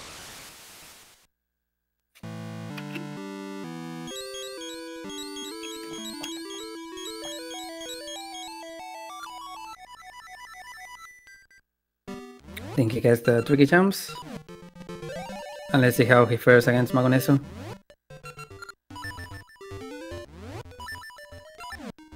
Now, you don't really need extra seeds for this dungeon, because you can get a seed refill before it, rather than going to the tree.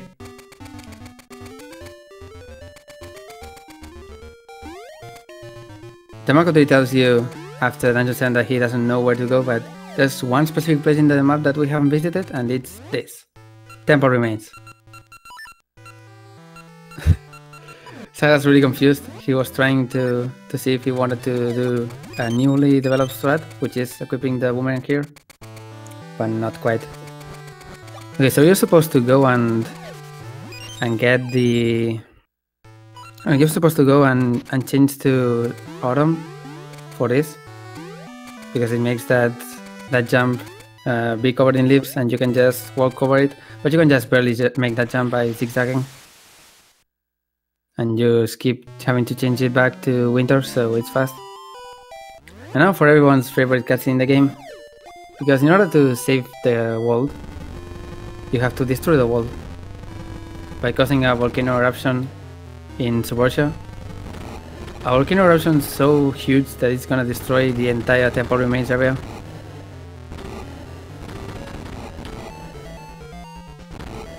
Just a casual reminder that the only reason you have to do this is because there are some trees in the way. If it wasn't for the trees in the way, you could just waltz back and get into Dungeon 8 without having to do this. So yeah, nature sucks.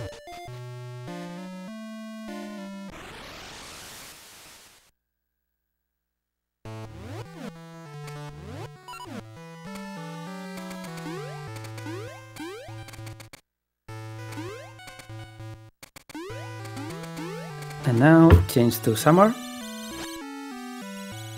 As Linky gets his own rockscape.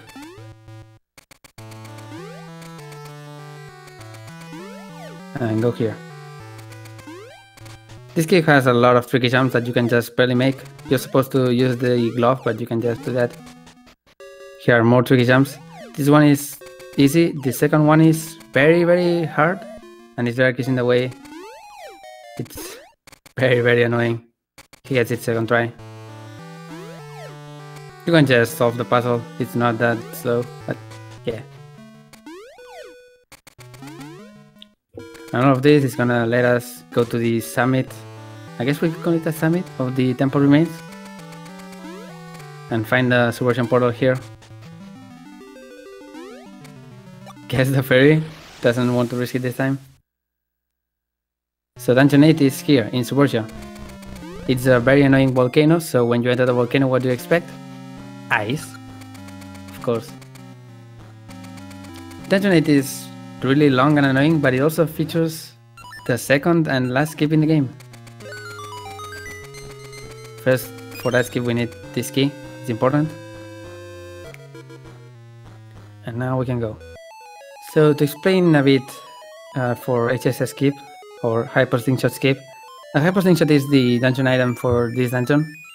It lets you shoot 3 seeds instead of 1, and it's used a grand total of 2 times in the entire dungeon, if you don't count optional chests. So you can just not do that. In order to not do that, you have to do a very tricky jump, a double frame perfect jump basically, that we're gonna see if Sagaz gets first try.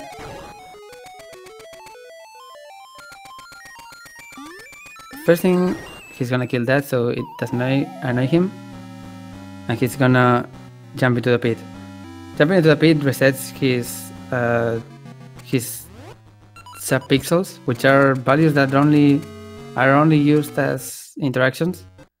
Like, mainly in this case, it's an interaction for when or where you land, and he gets it first try. Nice.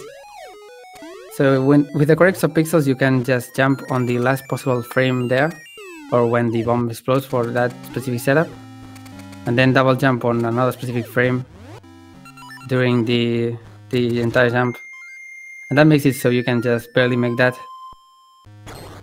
It's a really hard trick, and it's mainly hard because buffering in this game is super bad. You can buffer with the normal pause menu, but you get a random delay when you unpause, and that makes it so it's very hard to do 1 frame buffers. So the ideal way to do buffers in this game is with start and select and then cancelling it. But there's also a really annoying delay between cancelling the start and select screen and having a frame appear. So getting 1 frame buffers consistently is extremely hard in this game, and in both Oracle's games. So doing that skips a lot of things, and it lets us go directly to this part. In this part you have to throw crystals to holes, in order to make the lava in the basement be solid and walk to it. There are 4 holes. You are supposed to use one of them only to get a key, but you have two keys entering this part, so you don't have to throw a crystal to that hole on the right. Other than that, it also skips the hyper slingshot, as the name implies. It skips going through some of the hardest rooms in the game, which are the basement part of Dungeon 8. They suck. You don't want to do them. And it also skips the worst mid-boss in the entire Zelda series, Tripolar, which is really hard and really annoying, and you never want to do it.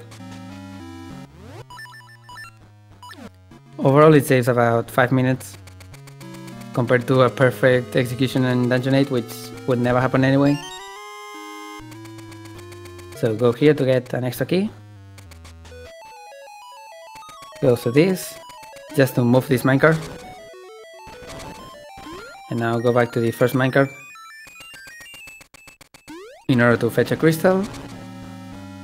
Get it there and throw it again.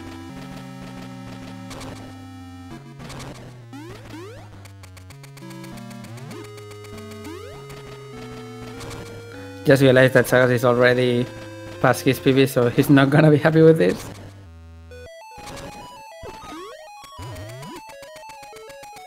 Also, getting hit here makes you drop the crystal, so that's not nice and you don't want to get hit ever. Okay, last hole here. This is gonna open the way to the boss.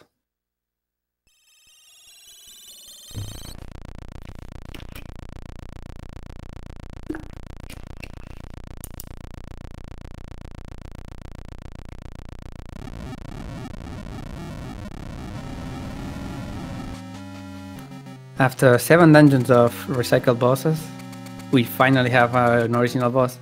Unfortunately, it's a boss that isn't really that memorable. Medusa Head.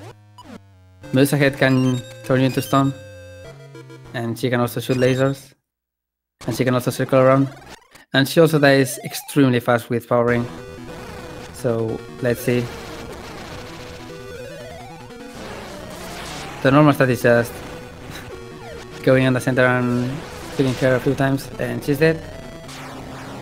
Ooh, Sagaz is gonna skip the mandatory Dungeon 8 car container, so unfortunately he's gonna get disqualified from this race after having at least 7 minutes of...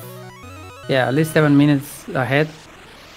After not grabbing that mandatory hard container, he's gonna get disqualified and lose this race, unfortunately.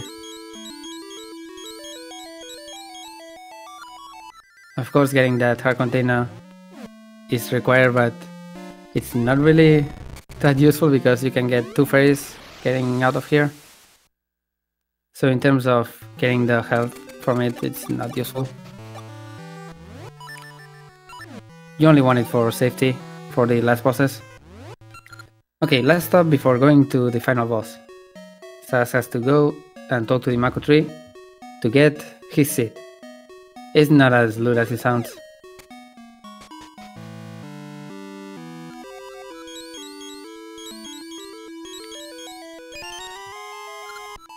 The Mako seed is a thingamajig that lets you get to Onyx. Do people really? Come on, guys, it's not required. It's just a meme. Whatever. Sagaz is gonna exit Mako tree and warp to the Sand tree in order to go to Northern Peak and to Onyx's castle.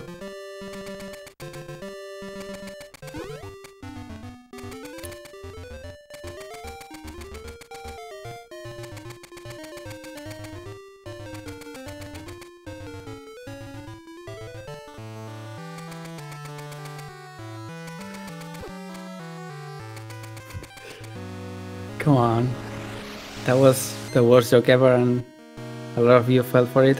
I'm disappointed. So Linky is gonna start trying Dungeon 8 skip, HSS skip. Not Dungeon 8 skip. I wish we could skip this dungeon. Meanwhile, Sagaz is on the Mako seed thing. And right before going to get Onyx, we're gonna get a visit from the creepy guy, which is Twin Rover, because not even the villains in this game are actually original.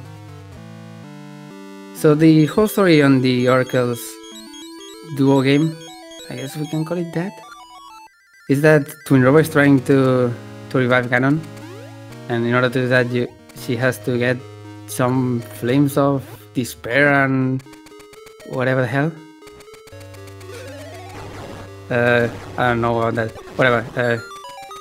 In order to get them, they have to use Onox and Baron to get the oracles.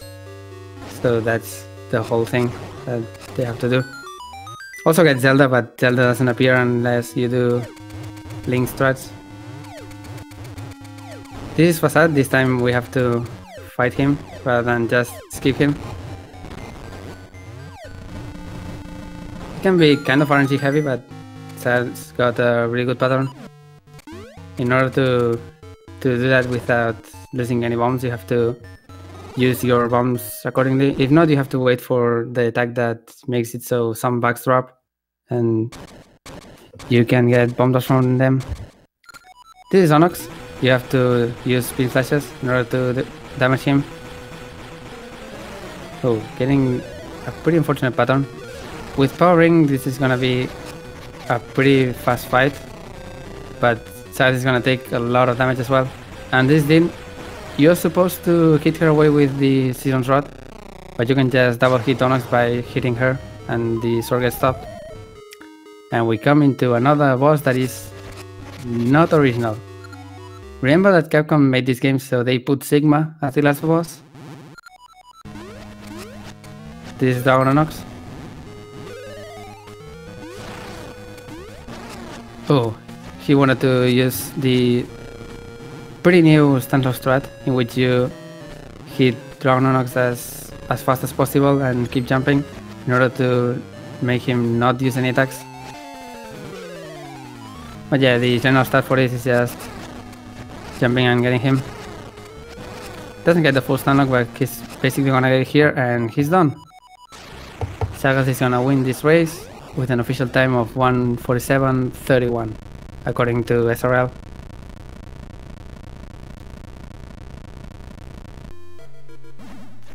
Meanwhile, Linky got HSS skip. Apparently second try according to chat. I had to talk about Dragon Onox, so sorry about that.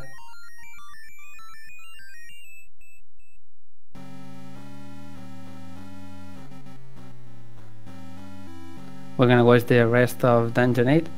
Meanwhile, I'm gonna ask Sagaz for an interview. Oh, fails that. You're supposed to follow the pattern that the Armos lays out, but sometimes the keys get in the way and that's bad. He's gonna get another bad pattern here, which is unfortunate. Hey. Oh, you're already in. Yeah. Hi. I was gonna ask you about that. Congrats on winning the race, even if it was a pretty unfortunate run. Yeah. I died 5 times. It's been a long time that I didn't do that bad run. It was pretty unfortunate to see that sometimes those deaths happen because you didn't get any extra health fields. I know you like to go for the risky strats, but in a race that can sometimes not pay off, like we saw. I don't know if it's like weird because I don't know if I was like that risky because like on D6 the boss, like I have only 1 heart and a half less. I just suck. Like that was so bad. Yeah, he hacked you pretty aggressively. But in Dungeon 4, that death could have been easily avoided, honestly. The ones in Dungeon 5, I'm not gonna comment on. Those were weird. Yeah, on Dungeon 4 I was pissed off because it was mostly because I got bad monster RNG and got hits. But yeah. Other than the deaths, pretty much everything else was first try, which is very, very nice. You also showed a lot of how good Power Ring is at some bosses. The difference between Link and you in some bosses was kind of amazing. Yeah, that's true. Okay, despite all the deaths, you were basically ahead the entire time. It was still a pretty amazing showing. With 5 deaths. Oh my god. Yeah, it sometimes is like that. There's something about this game that no matter how many deaths you get, sometimes you will be better than many other people. It's weird. Yeah, that's... You know, if I play like this on the next round, I will probably not pass. You have time to get world record and then just prove yourself against probably Dragon, now that you mention it. Dragon versus Kudo or Leaf on Z or whatever his name is. Normally should be Dragon should be passed because of the difference of the time between those two runners, but we don't know. And yeah, it will be... that race, by the way, is coming up today at 2 p.m. EDT, which is 8 p.m. CST for me. Okay. And we have another race that I think already started.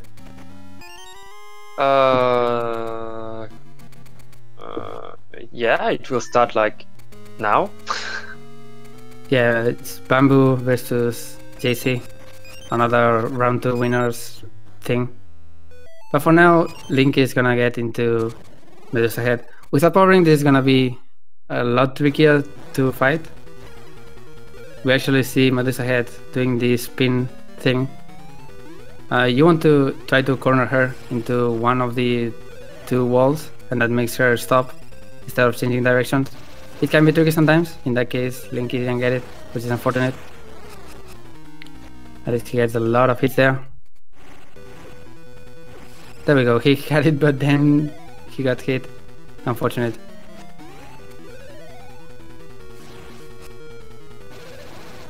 As long as you get enough hits in this boss, it's not that big of a problem to get the spins. That should be... okay, there it is. He's actually gonna get the hard container and not get disqualified. Mandatory, you don't need. Some people actually believe that, and I'm sorry about that. Oh my You can god. keep all the hard container if you... oh god.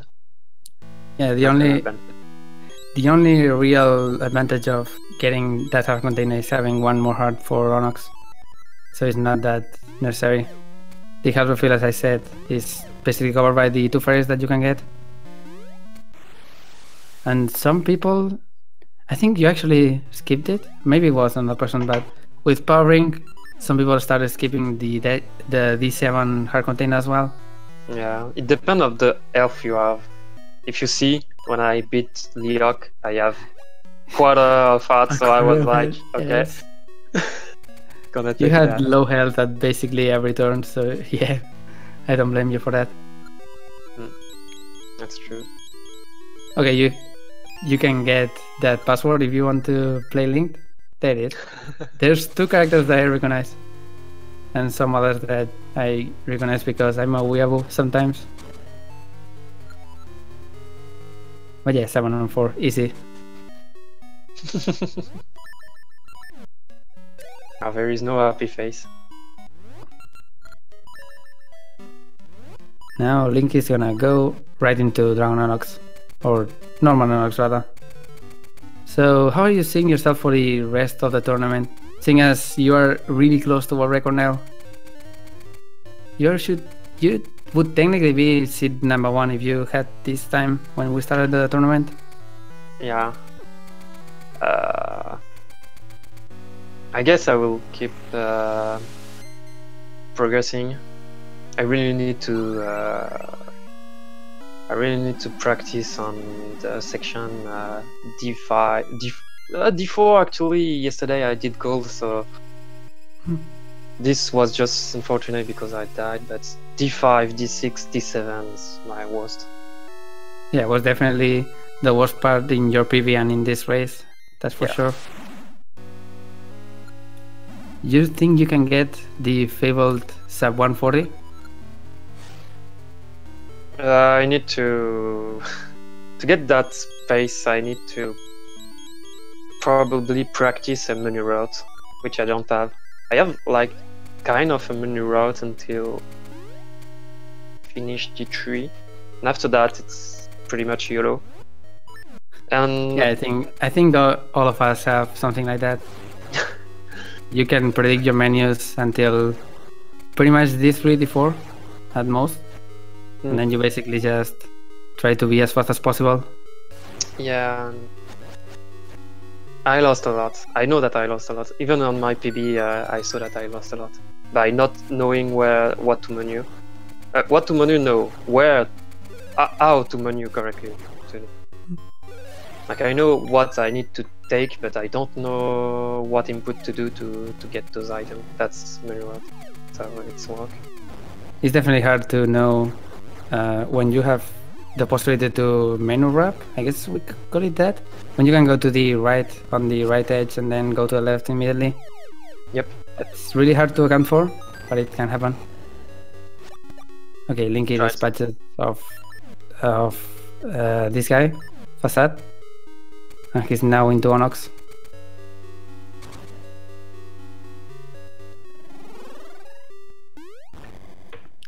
Let's see if he doesn't get hit as much. Because having as much health as possible for now on Onyx is kind of important, but you also want to try to get the double hits at the second phase. Most of Onyx's attacks deal a lot of damage, so you want to avoid them. Also, the sprites of the rocks falling or spreading off, I guess, actually do damage. And he's not gonna get a double hit there, so that's gonna be tricky.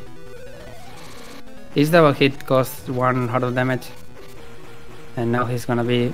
Ooh. Linky, come on! Don't die. Okay, he's gonna swat Dean away, but then he gets tornado again. Oh god.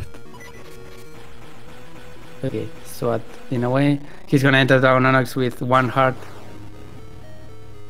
which is not ideal. He basically needs a perfect fight if he wants to get this without dying.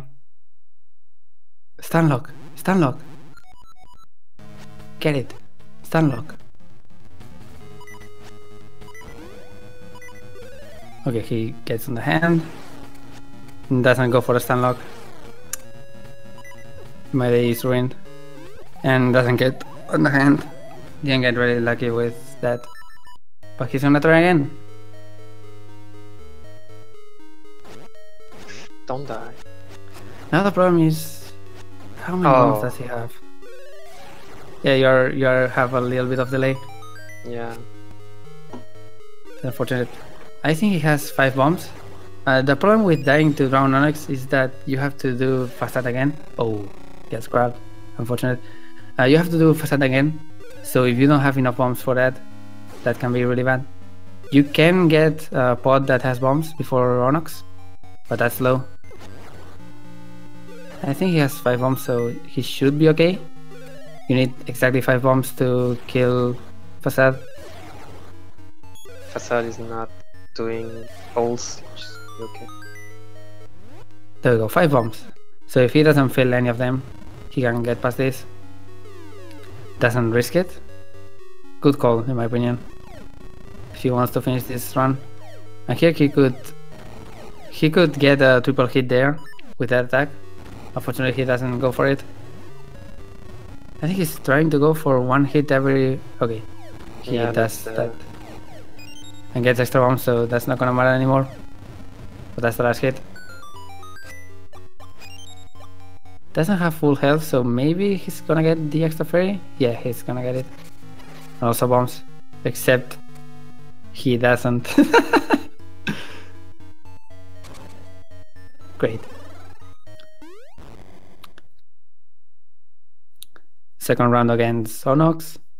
Hopefully he won't get that bad RNG this time. Also, it's important to know that the the double hit works a lot better on the left than in the right. He was trying to do it on the right most of the time, so that could be a problem as well. Phase 1 is over. Okay, gets 1, gets 2, abusing invincibility as well. 3 and 4. And this time he has health for this.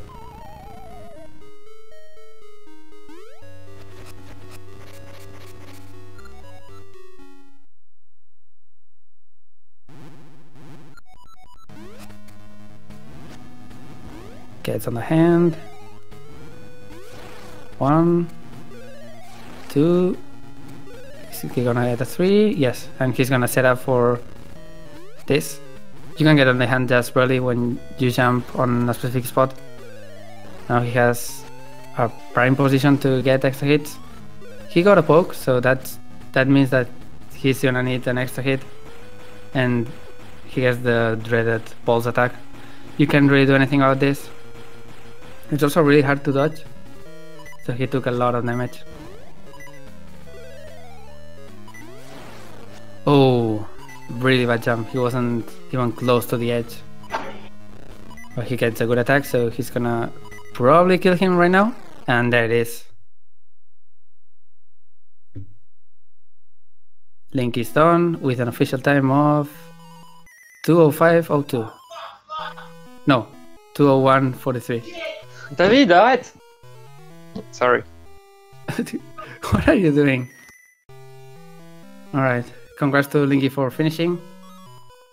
Unfortunately, he's second this time. He's gonna fall down to losers, in which he's gonna fight me. So that's a free win for him. Don't say that. It will be a good race. I'm sure of it. I hope. Yeah. Let's try to get Linky here as well, if possible. Ask Linky.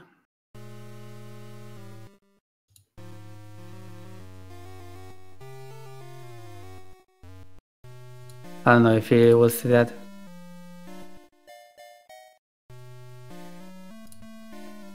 Oh well. Doesn't look like it.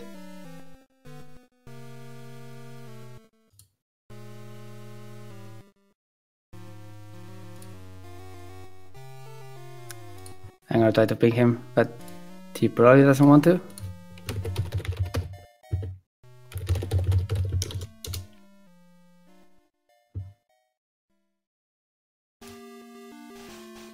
Oh well, while we wait, follow these runners at this, and follow me, I guess. And that. Sagaz is doing basically many daily attempts at this game, so if you want to see more of this game, you can go watch that. He's extremely close to our record, so that may happen sometimes. I don't know if Linky is doing as many attempts lately, but you can also follow him.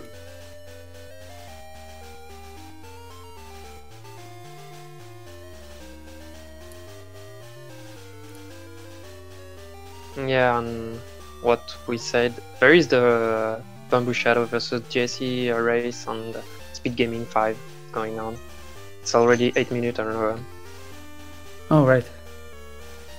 Who's winning? I guess I'm gonna watch it when we end this, but Bamboo Shadow is slightly ahead for now. for now. Yep. Alright, doesn't seem like Linky wants or knows that there's an interview, so I guess we can just close this out. So congrats Sagaz on the win. Congrats on getting to top 8. And good luck beating Dragon on the next one. Dragon is always first on races, so that's not gonna be easy. That's not gonna be easy, true. But it's gonna be fun for sure. It's gonna be a great match. They're gonna be pretty evenly matched, I would say. So yeah, GG's and see you another day.